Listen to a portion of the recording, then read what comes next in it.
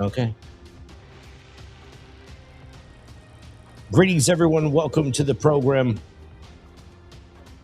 Israel's Prime Minister Benjamin Netanyahu has suddenly reappeared on video, but the internet is already asking, is this really him? Or are we looking at AI, deepfakes, and pre-recorded proof of life clips that are being rolled out during wartime? At the same time, reports out of Iran say that the supreme leader is in a coma after a wave of strikes, and Trump is out front claiming victory and wants the credit for it. So we're live, and we're going to walk you through every frame, every statement, every rumor, put it together in real time. Watch closely. Keep your eyes on the details, and I want your voice in this conversation, so everybody jump in the chat. So before we dive in, when you come in, hit that like button so this stream actually gets pushed out in the old algos. Help me out with that. Make sure you're subscribed with notifications on for every breaking alert. So let's talk about Israel, attacks, Netanyahu. We're going to talk about it all today on the Zero Dark Tony show. I am Tony D, your host. Welcome. And what do you say we just get into it? Let's go. West Asia is at a breaking point. Israel and U.S. have continued aerial bombardment campaigns in Iran as a massive wave of Iranian firepower hammers key targets. Tehran claims unleashing its most advanced missiles, breaching sophisticated air defenses, and striking deep into U.S. bases and Israeli territory. As explosions rock major cities and strategic hubs, the scale of this retaliation is sending shockwaves in Israel and America's establishment at some point. Take a listen. Damn. Oh, damn.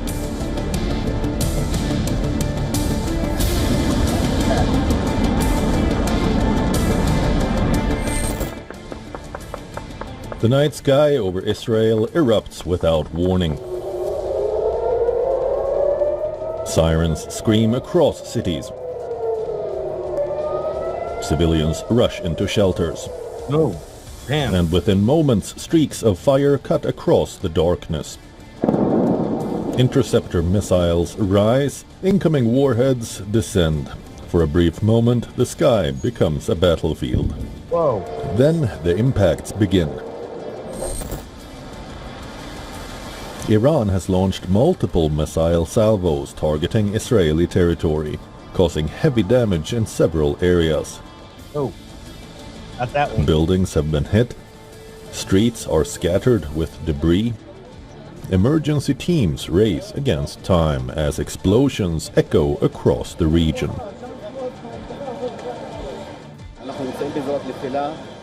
We're at a hit site, and this site, thank God, in a miraculous way, and thanks to great civilian discipline, there is only a few wounded, all for anxiety and smoke inhalation wounded. Hit that like button for me, guys. This is not a routine missile barrage. Iran says it deployed a combination of its more advanced missile systems in the attack. These include the Khyber Shekan, the Imad, and the Qadr missiles. Each of these weapons is designed for precision and impact. The Khyber Shekan is a solid fuel ballistic missile built for quick launch. We're taking a look right now at some of Iran's missile arsenal. Improved accuracy, capable of reaching hypersonic speed. The Imad missile is believed to feature enhanced guidance systems for striking targets with precision. The Qadr is a long-range missile capable of delivering heavy payloads deep into enemy territory. Military analysts say the use of multiple advanced systems in a single coordinated strike increases the chances of penetration through air defense layers. And that appears to be the strategy: overwhelm the system, force interceptions, then let some missiles slip through. Greetings. Iran says that it will continue to retaliate against American and Israeli aggression. Wow. Iran has always stood up tall, and we are going to do the same by defending heroically. This is a nationalist, defense for us, and we have no option just to push back and hit back aggressors and those who have started this war of aggression. We're going to be seeing some more. That's the Deputy Foreign Minister of Iran. We're going to see some more of him in a minute. Tehran has also claimed strikes on US-linked targets in the region, signaling a widening battlefield.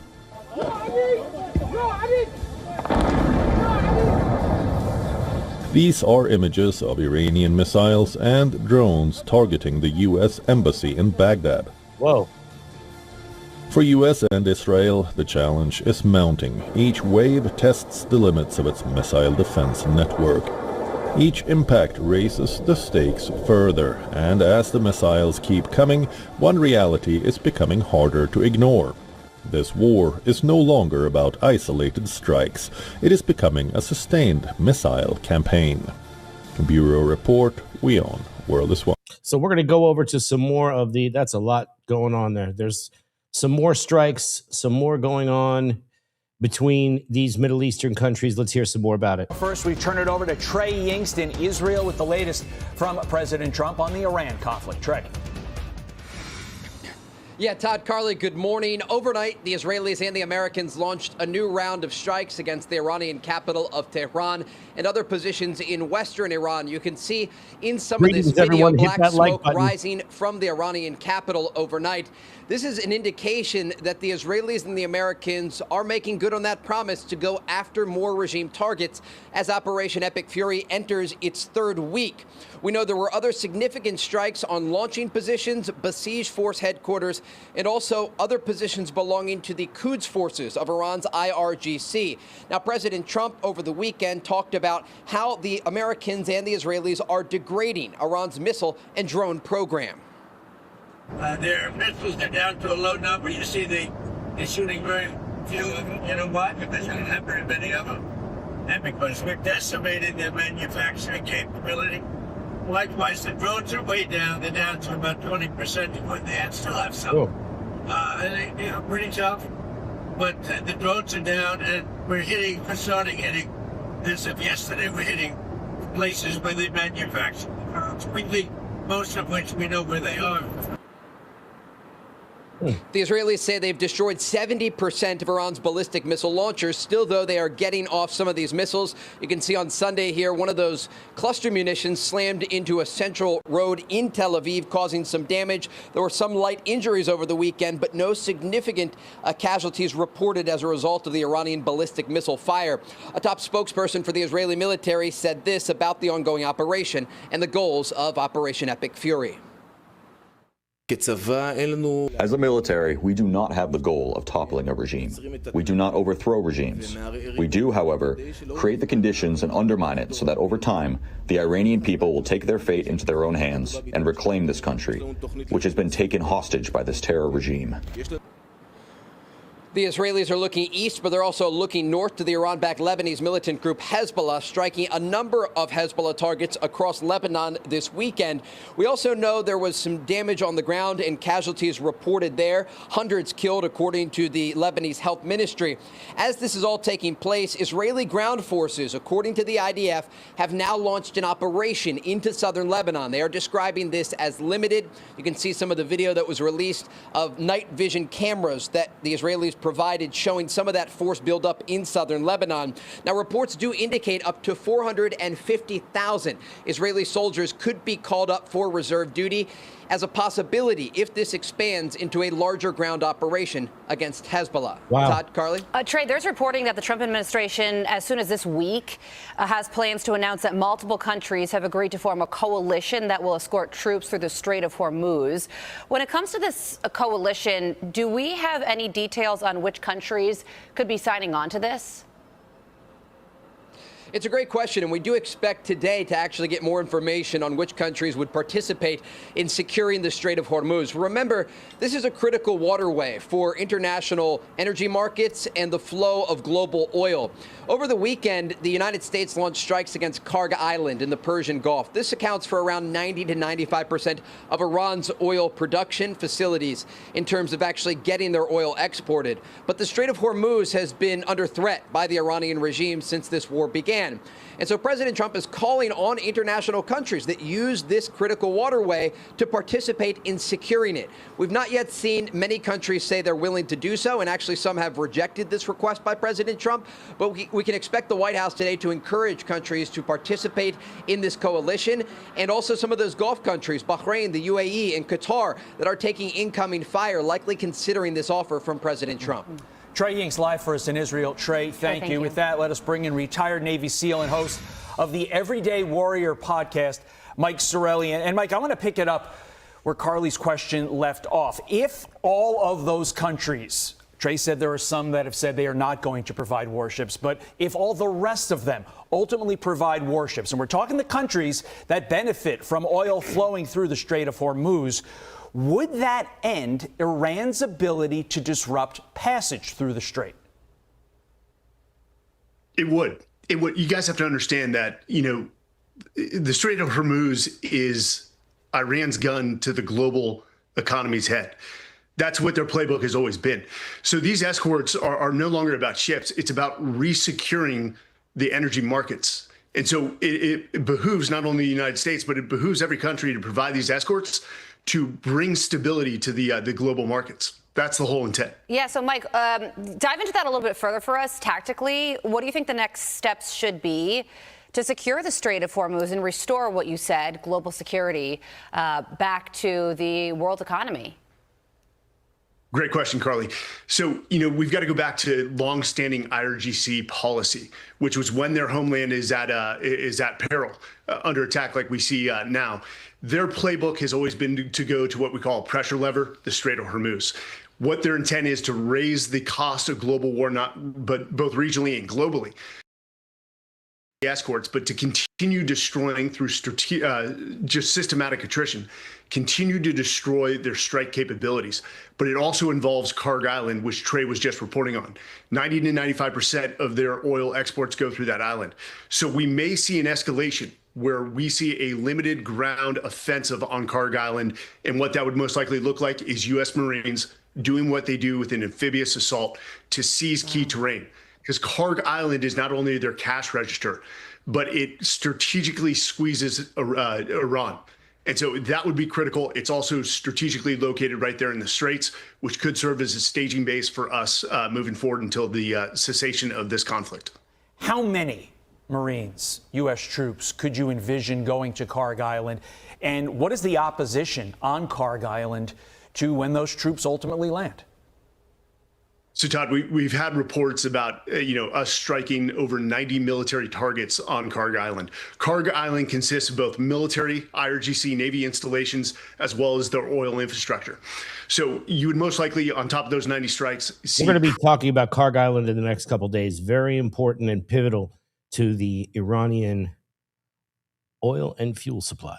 Pre-assault fires to suppress any enemy positions that still remain on that island, while the Marines, probably 300 to 500, conduct an amphibious and helo-borne assault to seize that key terrain.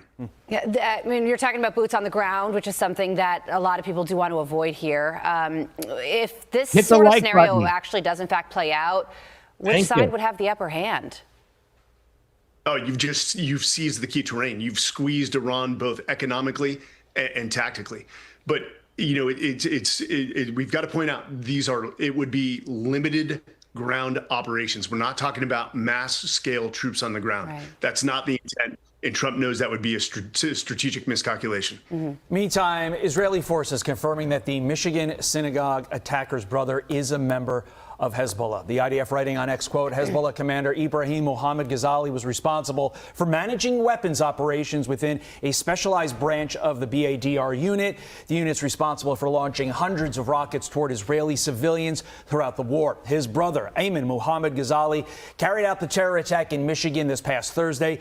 Ibrahim was eliminated in an IAF strike on a Hezbollah military structure last week. It begs the question, Mike, why is there a brother of a Hezbollah commander even in our country? Whoa. In the first place, you would assume. So the brother of a Hezbollah commander did the Michigan attacks. Whoa.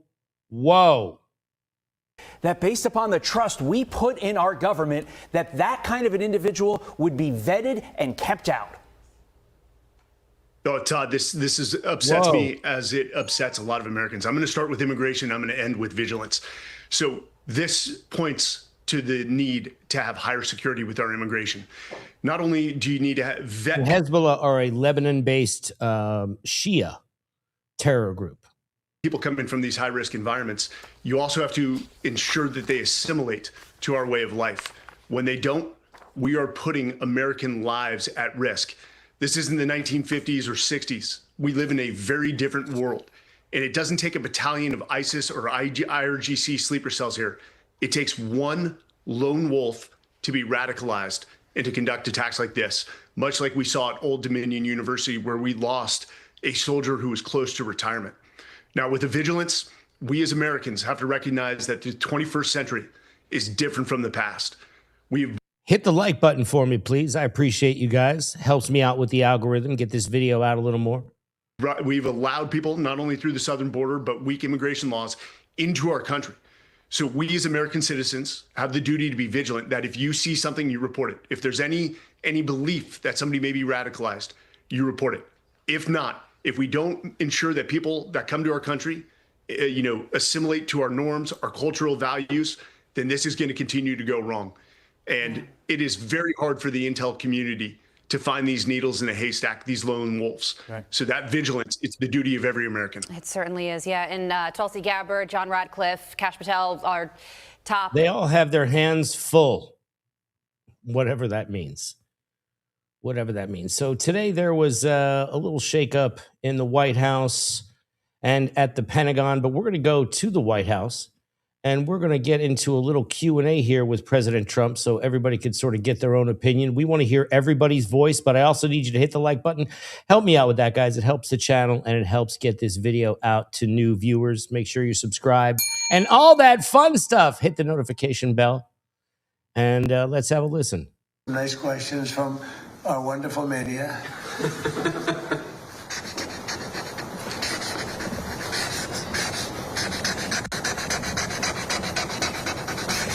Okay. Good one.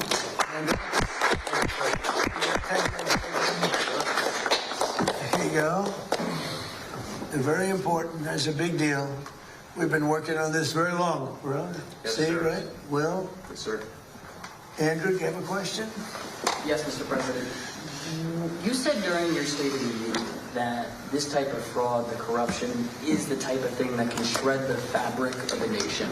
Why do you suppose then that leaders in recent memory haven't looked at the systemic amount of fraud Because that's they're taking crooked. place? And Because they're crooked. They make money. They gain power. They use it for power. Like with the Somalians, they vote in a block, 100%. They make a deal with the Somalians. They all vote because they're on a gravy train. It's money first, power second. A lot of people say power first now. It's money first. Money talks, bullshit walks. Everybody hit the like button. Power second. Do you ever see where, like, Mercedes, people come over from Somalia, they have no money, and now they're buying Mercedes-Benz cars, okay? It's more cash goes out of the Minnesota airport than any other place in the world or so. We're going to find it. And Minnesota is really bad. The governor's corrupt. The attorney general is totally corrupt. Just like the New York State attorney general, Letitia James. She's a highly corrupt person. Bragg, the DA, is a corrupt person. They're all corrupt. These are corrupt people. And we got too many of them in our country. And we have to expose them, and we have to catch them. And if these two guys can't, these are high IQ people. I've always liked high IQ. These are high IQ people. If they don't do it, we're going to go a long way, fellas, to find somebody else that's going to. We have no choice. If honestly, and they may not do a good job. If they don't do a good job, thank you, sir. It's possible. If they don't do a good job, the country's sort of in trouble. Yes, go ahead. Thank you, sir. Two questions for the And I think they're going to do a great job. Go ahead. First, Mr. Vice President, Democrats are already calling you the fraud czar. What's your reaction to that title? And then second, good title. Second, given your past skepticism of foreign adventurism, are you completely on board with the current war in Iran? So I like fraud czar. It's certainly what we're going to do. And look, we have to do it. As the president said, this is a problem that has festered in this country for far too long, and far too few people have actually wanted to do anything about it. That's what makes this administration different, is that we actually tackle the problems the American people have been confronting. So I'm very happy about it. And look, I think that I know what you're trying to do, Phil. You're trying to drive a wedge between members of the administration, between me and the president. What the president said consistently, going back to 2015, and I agreed with him, is that Iran should not have a nuclear weapon. We have taken this military action under the president's leadership. I think all of us, whether you're a Democrat or Republican, should pray for success and pray for the safety of our troops. That's the approach that I've taken. Make it as successful as possible. So there's no hesitation, given your past statements, with the current operation? What do you mean there's no hesitation with my past statements? Given your skepticism of foreign adventurism, you were a critic of the global war on terror previously. Well, I think one big difference, Phil, is that we have a smart president, whereas in the past... I mean, that kind of sucks that he has to stand and the president gets to sit. They look like one of those old-timey couple paintings. He's like standing. We've had dumb presidents, and I trust President Trump to get the job done, to do a good job for the American people, and to make sure that the mistakes of the past aren't repeated. Absolutely. Thanks, sir. Look, JD's been great, but here's the simple thing, and I have, some people, I don't want wars. I want wars less than almost anybody. Peace through strength. But you know what? I've watched hit the like button for a long time. I've called them out 20 years ago when I was a civilian that liked watching the world. And if violent, vicious people, the leadership, violent, vicious people, they killed 32,000 protesters over the last 3 weeks. They put out a memo 2 days ago saying, if you protest, we will shoot you and kill you in the streets. Oh. And somebody said, oh, there's not that many protests. Well, first of all, there are bombs going off all over the place. But even if there weren't, who's going to do that? Who's going to do it? They don't have any guns, and the other ones have latest in line machine gun, right? And every form of gun you can have. They shoot them right through the middle of the head. They're violent people. If they had a nuclear weapon, they would use it. And sometimes I'll have some of the people that, feel very strongly, like I do about wars. And I say, do you think Iran is violent, and do you think their people are violent? Yes, leadership. Do you think they should have a nuclear weapon, which is massive power? I don't even want to discuss how powerful, because it's depressing. And they said, no, they shouldn't have. Definitely they shouldn't have. I said, and you don't want to fight war? No, we don't want to fight war. So these are naive people that frankly are stupid.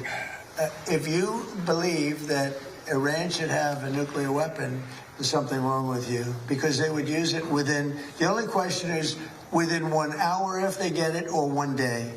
They will use it, and they will blow up the entire Middle East, not just Israel.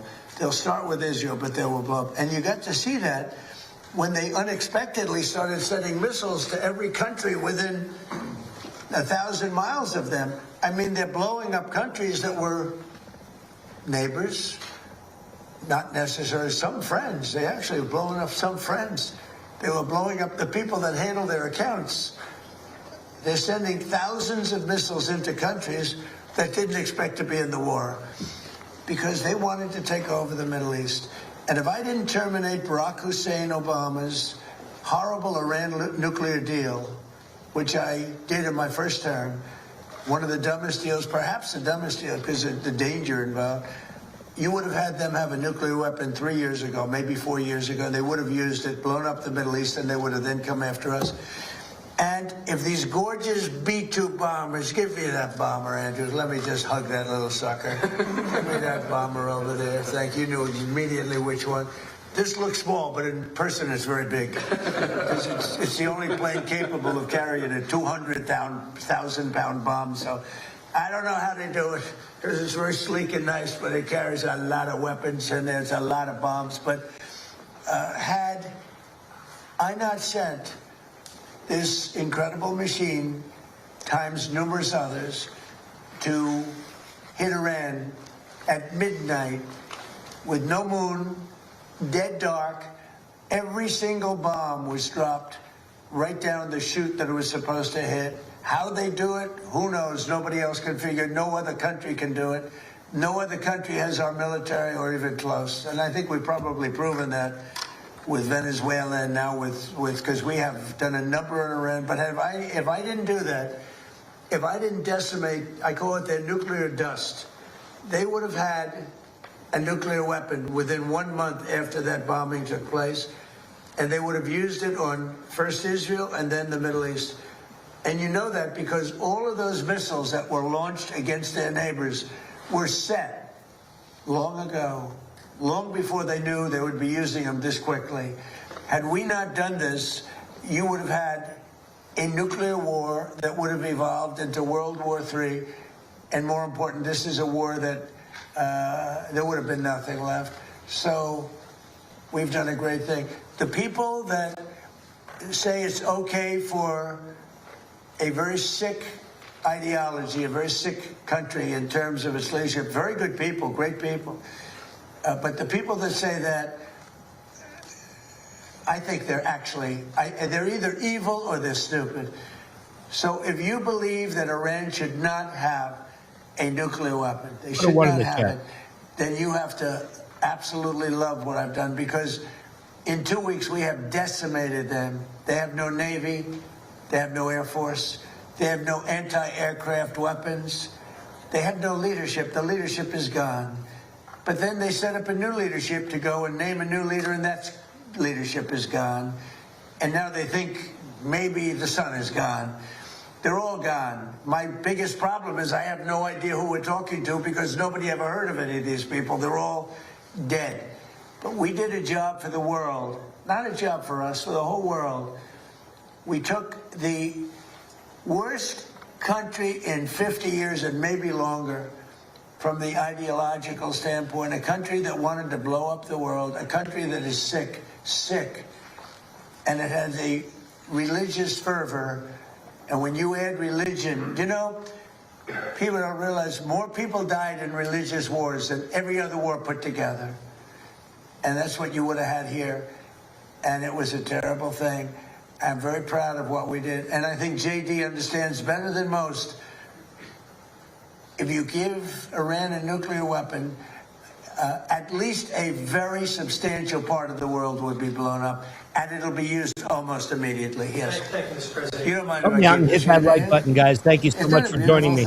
You know, I used to look at it, and I said, it's a piece of art, but how can it be effective? It's so stealth. Think of it, Peter. 1 in the morning, it flies in, and they say, sir, they're in Iranian airspace. And I say, oh, and I'm watching it from the Situation Room with a couple of other very smart people, including some good generals, real generals, not television generals.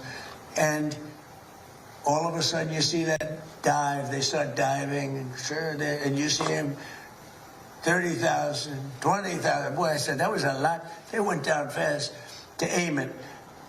And they know they're coming, and they're smart, and they never saw them. And they're firing a little bit, but they don't know what they're firing at because they can't see a thing. And then you hear the biggest explosions that anybody's ever heard. Those are the biggest bombs. Outside of nuclear, those are the biggest bombs. And you say, what technology we have. What a great country. I built it, largely, I built it during my first term. I built it. I didn't know I'd have to use it. Hit the like button for me, guys. My mom's watching this. Please hit the like button. As much in my second term. But we had an incompetent president. We had an incompetent administration. And if that group of people in any form, whether it's Kamala, him, it doesn't matter, would have had another 4 years, we would have had no country left. Yeah, please. Thank you, Mr. President. You say you're doing a job for the rest of the world. In your conversations with your counterparts, are they thanking you? What are their conversations like when you talk about this military conflict that's taking place in Iran? Well, they should be thanking me because many of them get 90%. China, as an example, should be thanking us, but I don't expect to thank you, but they should be thanking us. Japan gets 95%, China 91%.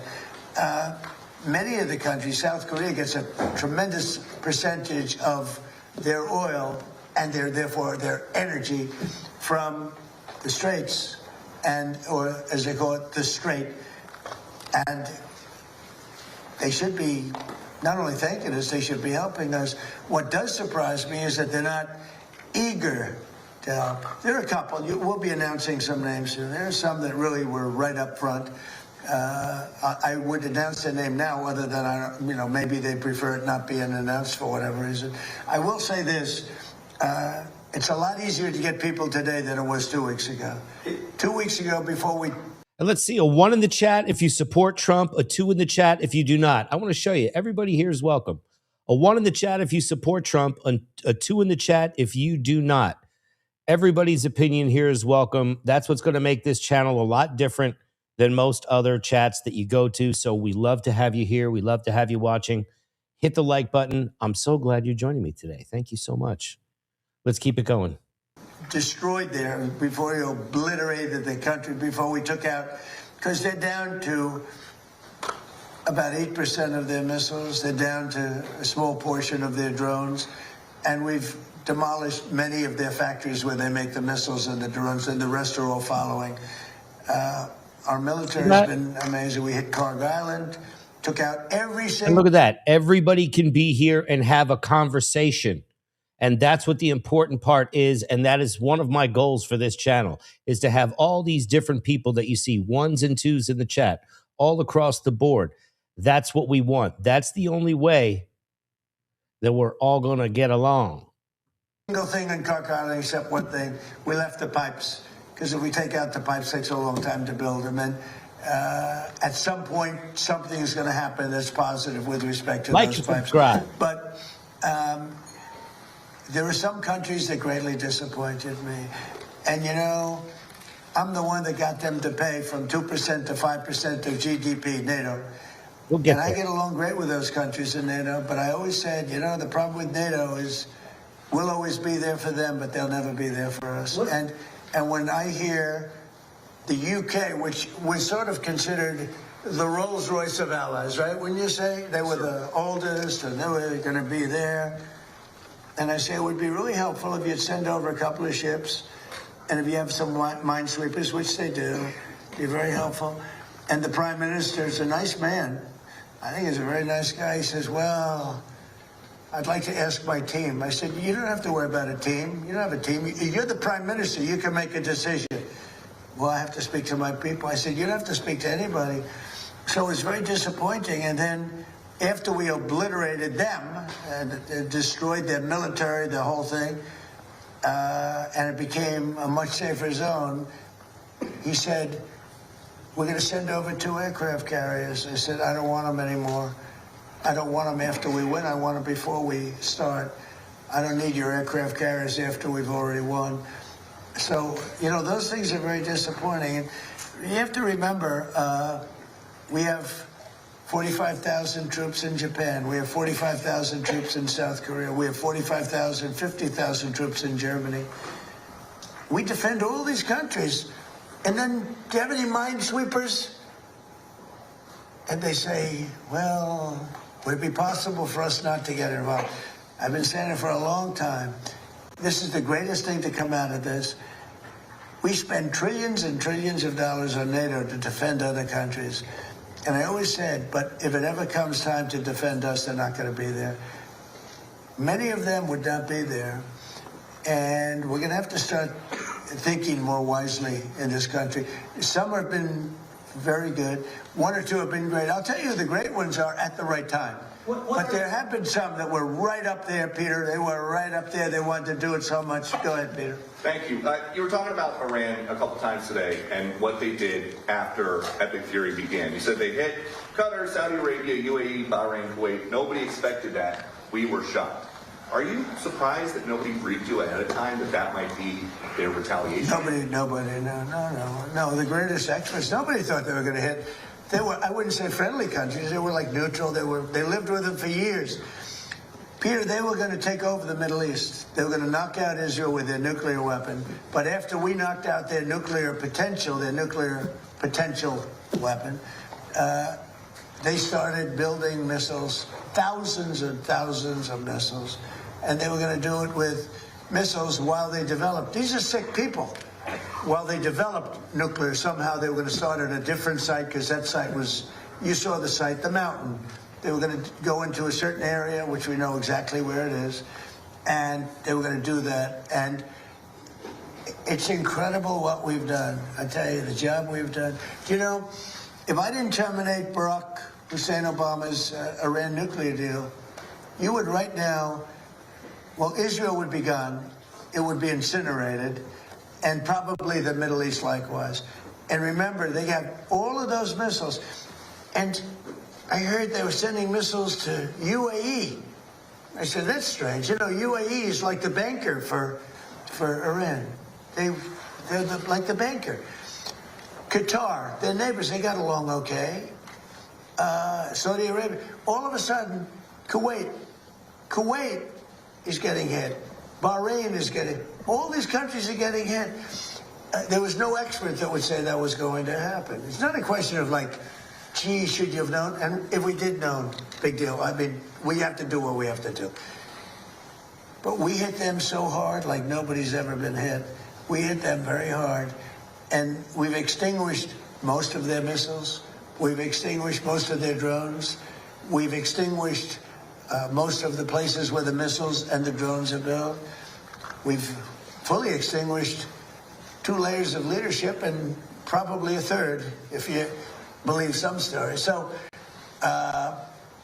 we only have one thing, to have a little choke point, and they've used it very well for years, but it doesn't work. But I think this, if some of these countries that we've been good to for years, and maybe more important than that, some of these countries that get 90% and 95% of their energy from Shalom. Hormuz, the Strait. Hormuz, a famous, wonderful, beautiful place, but you wouldn't want to be necessarily sailing a boat there right now. I would not. Okay, you know why? Not because of them, because of us. Because we've taken out their entire Navy.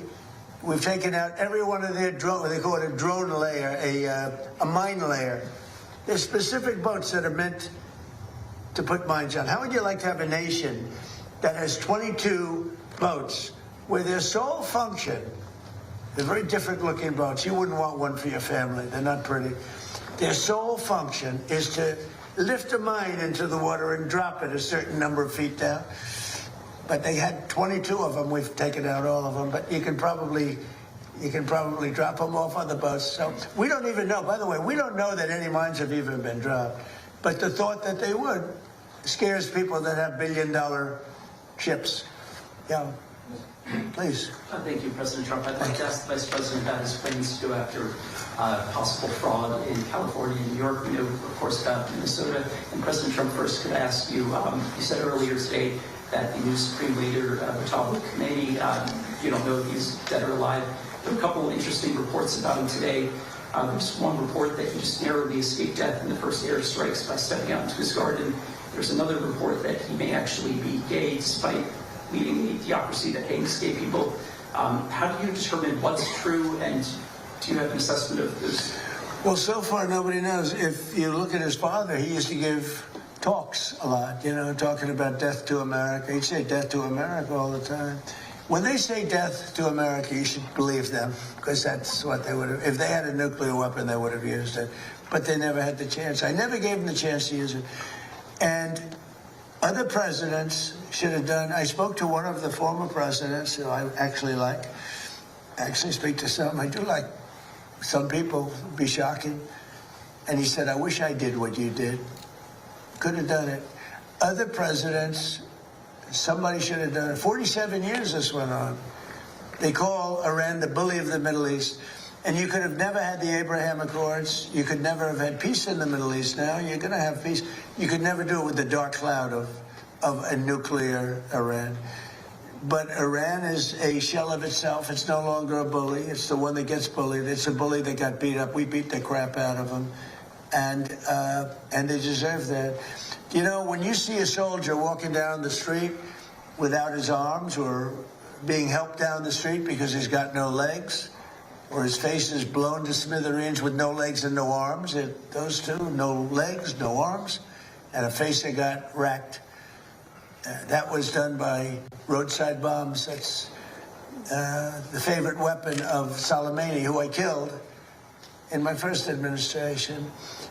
General Soleimani, had I not killed him, that was the beginning of their downfall, because had he not gone, it's possible that we would not be this far advanced in destroying Iran, because he was a really good general. He was a vicious, horrible man, but he was a brilliant general.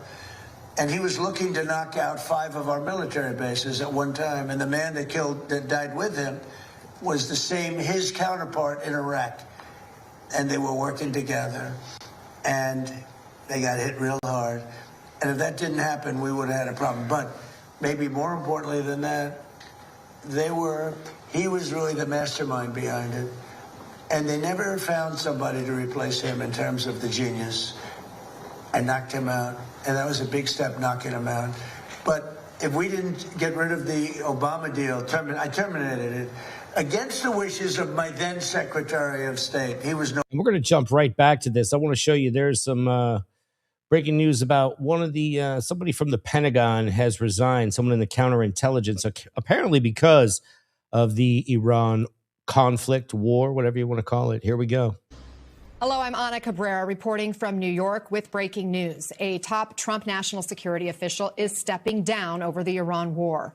Joe Kent, director of the National Counterterrorism Center, says, quote, I cannot in good conscience support the ongoing war in Iran. Iran posed no imminent threat to our nation, and it is clear that we started this war due to pressure from Israel. That seismic resignation, as we are seeing escalation in the Middle East. Israel now claims to have taken out a pair of top Iranian military leaders, while Tehran hits key energy facilities across the Gulf and targets the U.S. Embassy in Baghdad, all as the Strait of Hormuz remains static, driving oil prices back up above $100 a barrel. But President Trump still insists other nations will step in to help safeguard the strait. Numerous countries have told me they're on the way.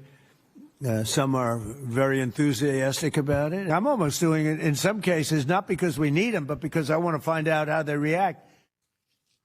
Well, so far, we've seen some of America's closest allies reject Trump's request. Let's bring in MS Now Justice and Intelligence reporter Ken Delanian, MS Now International reporter Inez de la Cuetara in Jerusalem. Also with us, MS Now contributor and New York Times chief White House correspondent Peter Baker, our national security and intel analyst, former CIA officer Mark Polymeropoulos, and foreign policy journalist Laura Rosen. Ken, let's start with this big resignation. We saw a number of intelligence and military officials break with Trump in his first term. How significant is this now from Joe Kent? Good morning, Anna. Well, this is hugely significant because Joe Kent represents a wing of the MAGA movement that is incredibly disenchanted with this war in Iran. You're seeing it on social media, but now you're seeing an actual resignation by a senior member of the administration. The National Counterterrorism Center is a very important agency, particularly at a time when the threat level from the Iran war has been heightened. And we've seen, for example, ISIS-inspired attacks and attacks on synagogues in recent days. And Joe Kent has always been a controversial figure. He was a veteran of the Army Special Forces, and he really represented that sort of non-interventionist wing of the MAGA movement. And also to allege it publicly that essentially the U.S. was goaded into this war because of the Israel lobby. That is a huge statement. It's a controversial statement. There are people, there are MAGA supporters who have made that allegation, of course, that said that essentially Israel jammed the Trump administration into doing this because Israel was going to attack. And Donald Trump even made some statements that made people think that that could have been a possibility. He later walked them back. Trump officials have said, look, this is a joint operation with Israel. They are hand in glove. They are together with the same strategic objectives here. But to have Joe Kent walk away and publicly essentially accuse Israel of drawing the United States into a war and to proclaim that there's no imminent threat, and he sees all the intelligence, by the way, that is a huge, huge deal on him. That is some report. Let's jump over. This is the, I'm going to bring you somewhere else. This is the deputy foreign minister in an interview. This is the guy from Iran. So we're going to see this. And this is a really interesting interview that I wanted to share with you guys. Let me just jump forward a little bit.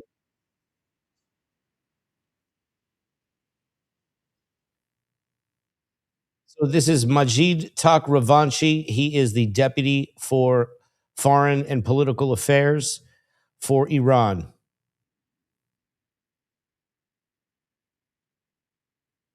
Hit the like button for me, guys. I got a lot for you today.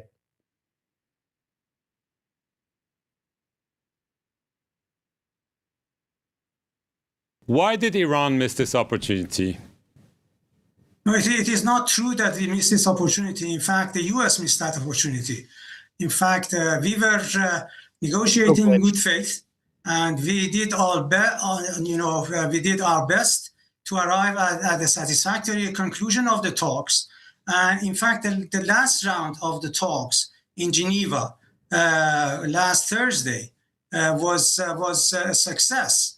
If you look at the tweet issued by the foreign minister of Oman, he was referring to satisfactory conduct of the talks. So he said that we made significant progress in the talks.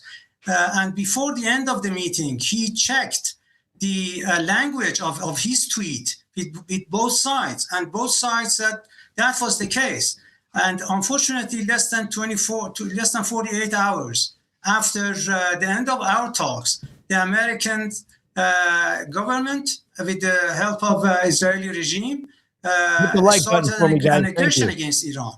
So this question should be posed to the Americans: why they changed their mind, why they resorted to force instead of allowing diplomacy to work. We were supposed to send a technical team to Vienna on the next Monday, and we agreed also to continue our negotiations, in about a week. But all of a sudden, we faced with this aggression. This is not the first time that we were treated as such. In fact, in June last year, while we were negotiating with Americans in Oman and Rome, we concluded 5 rounds, and we were about to start the new round, the 6th round. But the Americans don't believe you, Mr. Minister, with all due respect. It's because they think you're just lying, earning for time, developing those dangerous weapons. They didn't trust you. There was a problem of trust. They think you're lying. No, we are not lying. We are sincere. We are sincere in our endeavor to arrive at a peaceful conclusion of this issue.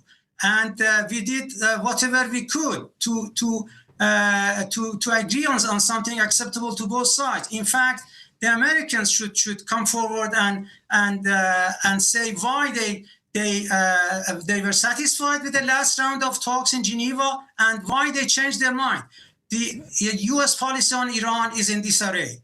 Once they say that Iran was not sincere in the talks, then they had to go to for the war.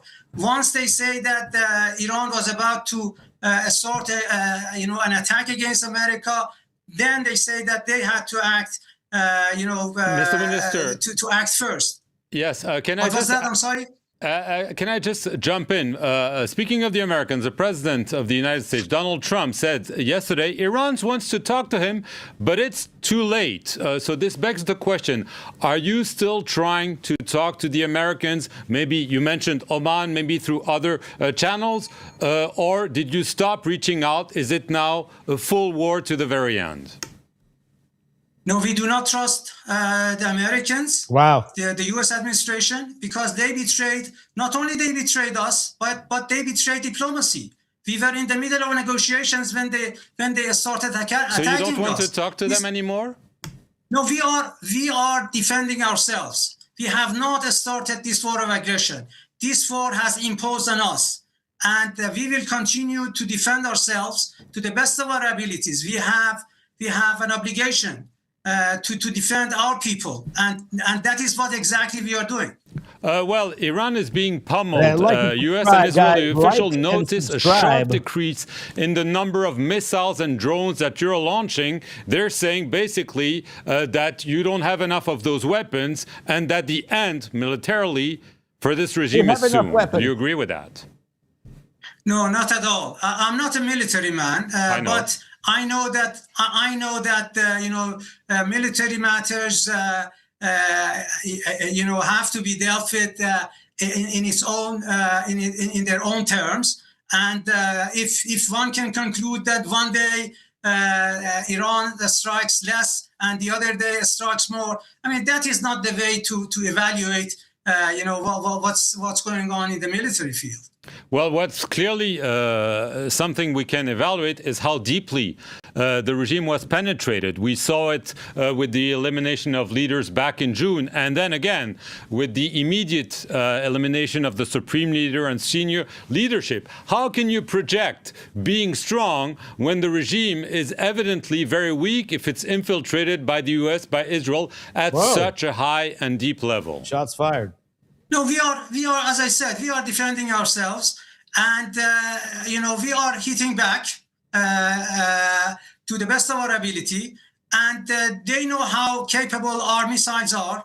That is why it is not really prudent to judge what's happening on the ground, and they should also take into consideration the fact that our missiles continue to pour on their cities. And this is war, and this is the war that was imposed on us. We didn't want this war to happen, and we are doing whatever we can to protect our people. Well, all right, we're going back and forth here. We're going to go back to the president in the White House finishing up this, thing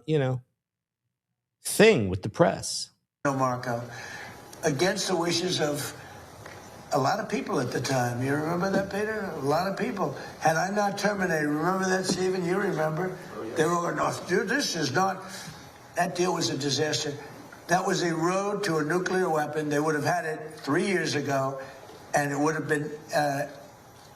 been used, I would say, 2 to 3 years ago, and it would have been used in the Middle East. And by the way, after they were finished that, they were coming over here. They never got a chance to do it. Like and subscribe, guys. Like and subscribe. Very interesting that you said twice today. That you talked to another former president about the Iran strikes. Was it George W. Bush? No. Was it Bill Clinton? I don't want to say. I don't want to say. Because Barack Obama. a member of a party, they have Trump derangement syndrome, but it's somebody that happens to like me, and I like that person who's a smart person. But that person said, I wish I did it. Okay, but I don't want to get into who. Okay. We're going to jump over to Benjamin Netanyahu's X account here. We're going to jump into this real quick. This was posted about 9 hours ago. All right. And this is reportedly Benjamin Netanyahu. You tell me if it's AI or if it's real. I wish you, as I do every Oh, here we're going to go back to the beginning. to the brave people of Iran.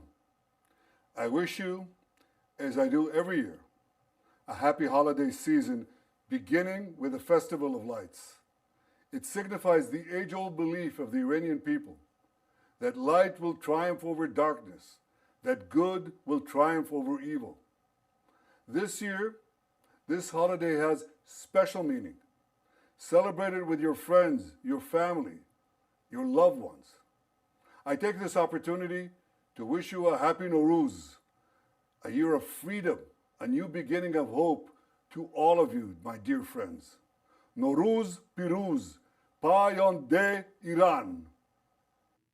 Okay, so there's that. There's also an appearance of Mr. Netanyahu. This is also on his X.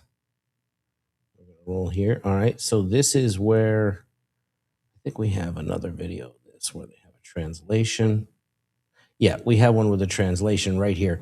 So this is a little bit up closer, but this is supposed to be Netanyahu returning. So you guys tell me what you think. There's a translation here. Netanyahu is speaking now.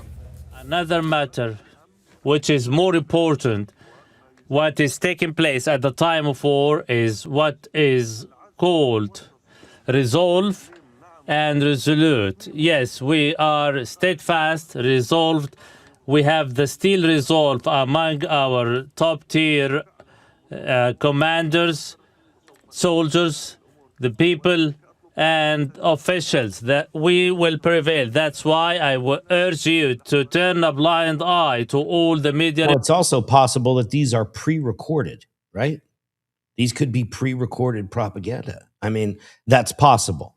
Reports. These are historical moments. Following the October 7, Israel has become a world superpower. Together with a friendly state, the United States, we are fighting side by side. This is a great achievement in the face of all the threats facing our nation. This might, it is the might of our armed forces, our army, and our people. Make no mistake that we will provide all the necessary help, the compensations, and other necessary expenses. We will be also extending a helping hand to the citizens of the North. As we did with the Rising Lion, we will do this time. This morning, we managed to kill Ali Larijani, the leader of the IRG, a group of thugs who are wreaking terror in Tehran and all across Iran. We also killed the leader of the Basij. They are the assistant thugs who are wreaking terror in all the Iranian cities.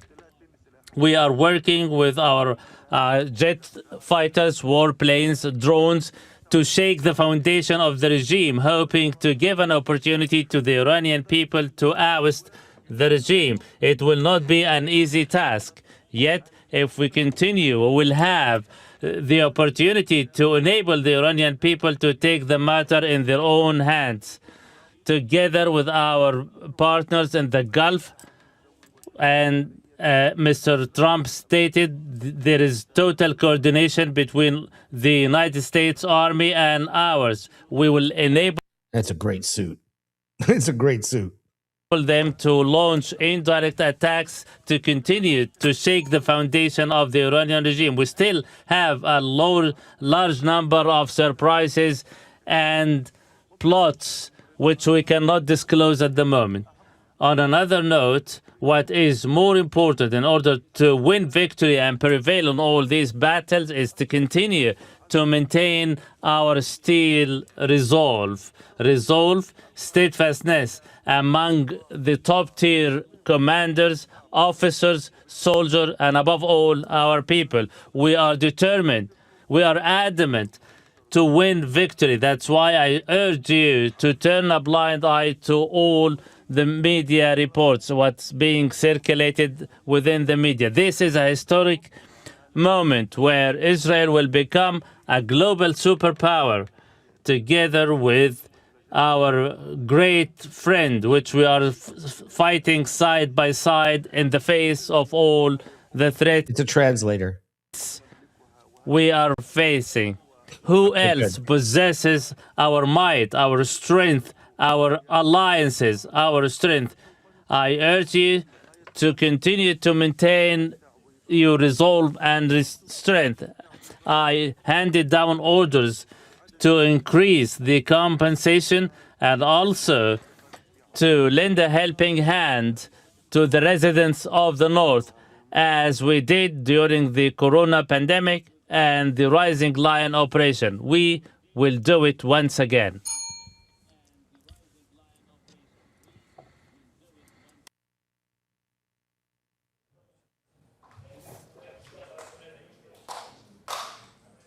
Benjamin Netanyahu, of course. All right, so we're going to jump back over to his X account. Something interesting is happening here that we're going to look at. This is in from just, what is this? 23 minutes ago. This is breaking news, 23 minutes from Netanyahu's X account.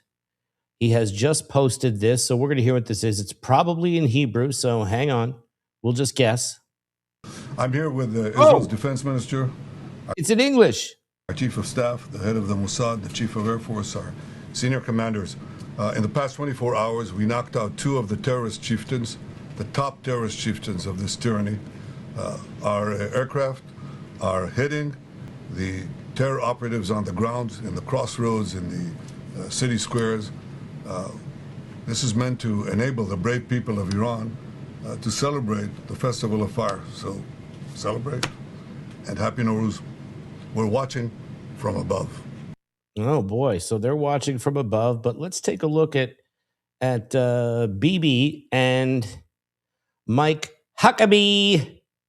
This is another video that was put out. Let's see this one. This is from 5 hours ago.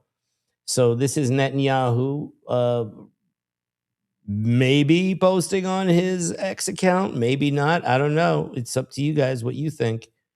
But let's have a little watch here of what this is. Some people say there are things that are morphing and changing in this one. Let's have a look. Mr. Prime Minister, I wanted you to know the president asked me to come and make sure you were okay.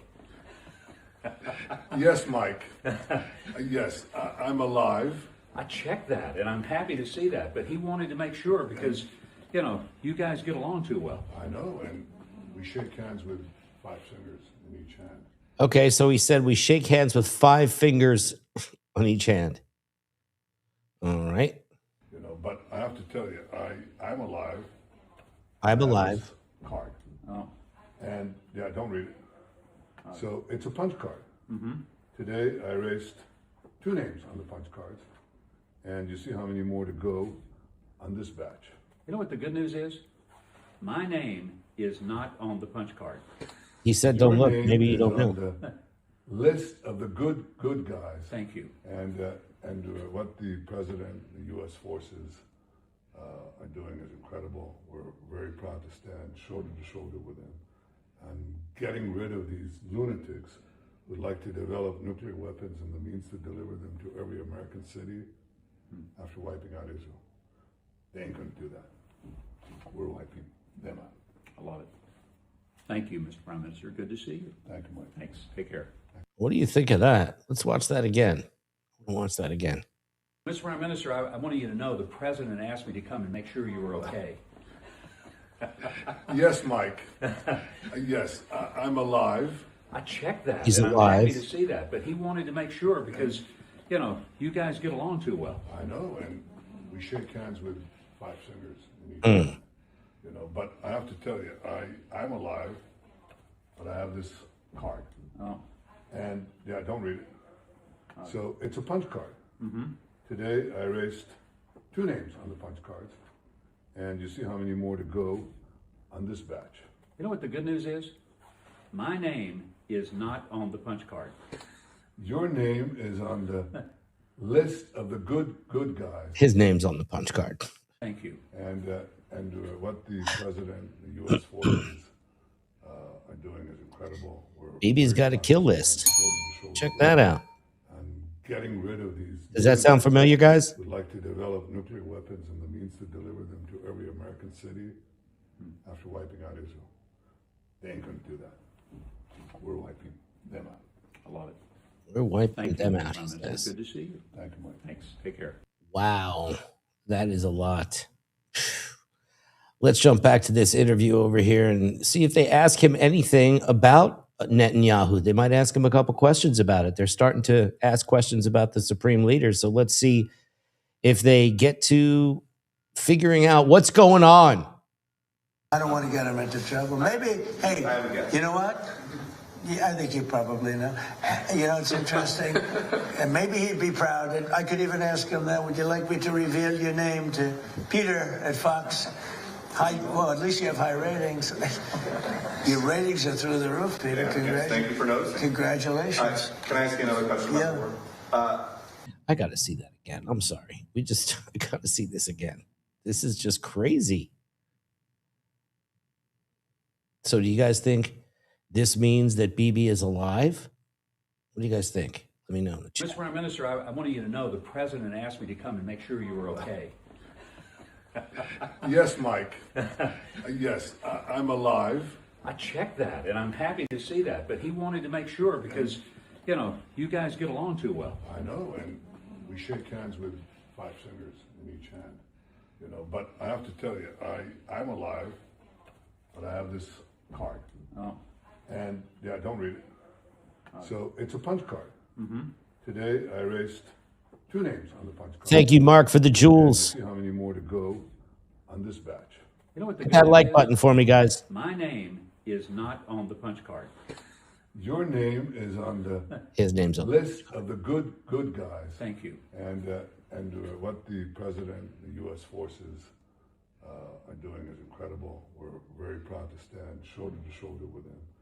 And getting rid of these lunatics who'd like to develop nuclear weapons and the means to deliver them to every American city after wiping out Israel. They ain't going to do that. We're wiping them out. I love it. Thank you, Mr. Prime Minister. I wanted you to know that. Mr. Prime Minister, I wanted you to know. Mr. Prime Minister, I wanted you to know the president asked me to come and make sure you were okay. Yes, Mike. Yes.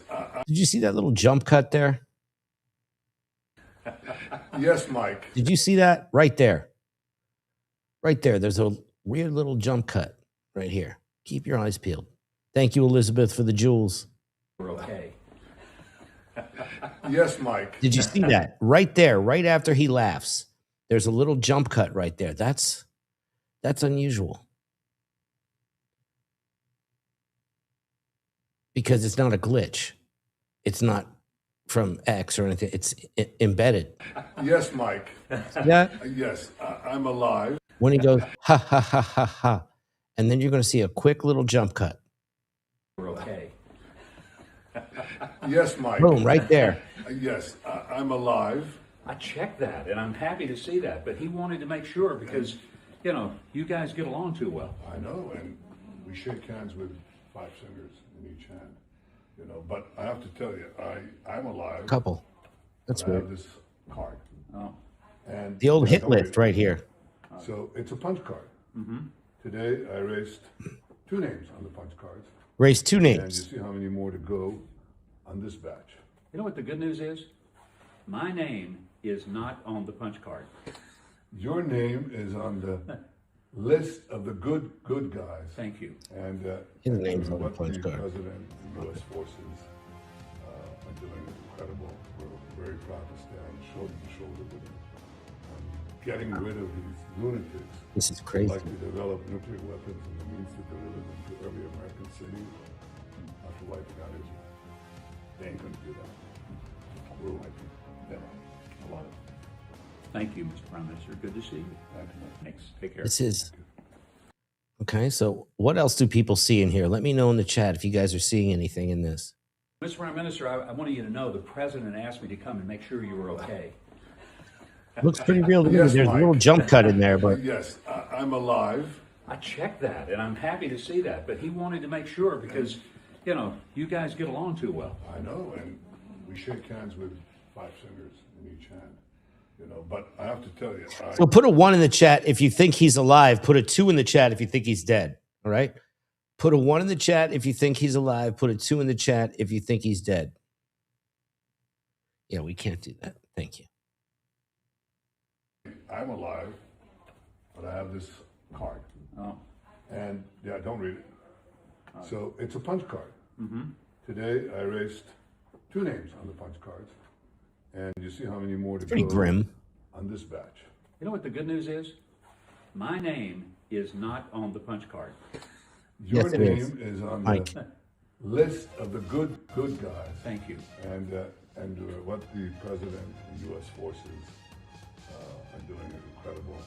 We're very proud to stand shoulder to shoulder with them.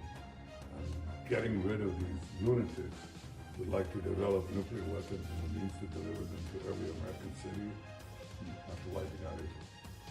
They ain't going to do that. We're wiping them out. A lot of them. Thank you, Mr. Prime They ain't Minister. going to do that. We're wiping them out. Wow, this story just gets weirder and weirder. So we have a wartime leader who might be alive. Looks like he is from this. AI enhanced. Who knows? A supreme leader reportedly in a coma, and Trump already walking around calling out victories. So none of that should make you feel like things are over. If anything, it shows how deep the spin and the stakes really are. So if this helped you make sense of at least some of this madness, hit the like button so people actually see it. Get it out there. Subscribe with the notifications on. I'm going to be doing horizontal videos as well. I'm going to do some Epstein horizontals, so make sure you put your notifications on. And then you'll know the second that I go live again. Share the stream with someone who thinks everything they see on TV is real and unedited. So I'm going to be watching for all the new clips, new statements, any hard evidence that confirms anybody is really in charge and who isn't. So until the next time, stay skeptical, stay aware, and I'll see you soon. Remember, truth is a moving target. And ladies and gentlemen, I will see you on the next one. Thank you.